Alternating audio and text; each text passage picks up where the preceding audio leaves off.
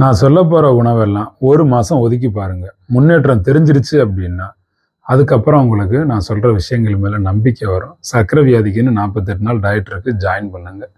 சர்க்கரை வியாதி இருக்கக்கூடியவங்க நெய், வெண்ணெய், பாலாடை கட்டி, சர்க்கரை சேர்க்காதீங்க, வெல்லம் சேர்க்காதீங்க, தேன் வேண்டாம், முந்திரி வேண்டாம், பாதாம் வேண்டாம், பிஸ்தா பருப்பு, வேர்க்கடலை, இளநீர் சாப்பிட வேண்டாம், குளிர்பானங்கள் வேண்டாம், சத்து மாவு வேண்டாம், பானங்கள் வேண்டாம், boost, ragi malt, Horlicks, Bournvita, உலர்ந்த பழங்கள் எதுவும் வேண்டாம், மாப்பழா, வாழை வேண்டாம், சப்போட்டா, திராட்சை, இனிப்பு மிகுந்த அதிகம் இனிப்பாக இருக்கக்கூடிய பழங்கள், ஐஸ்கிரீம் வேண்டாம், பீட்சா வேண்டாம், பேக்கரியில் இருக்கக்கூடிய தயாரிப்புகள் எதுவுமே வேண்டாம், இனிப்பு சேர்த்த பிஸ்கட் வேண்டாம், ஜாம் வேண்டாம், சாஸ் வகைகள் வேண்டாம், ஜெல்லி வேண்டாம், மது வேண்டாம், சிகரெட்டு வேண்டாம்.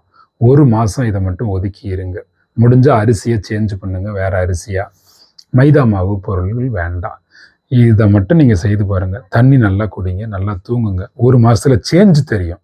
குணமாகாது. இப்போ நான் சொன்னதை வச்சு சேஞ்சு தெரியும். அதுக்கப்புறம் பயிற்சியில் ஜாயின் பண்ணுங்க.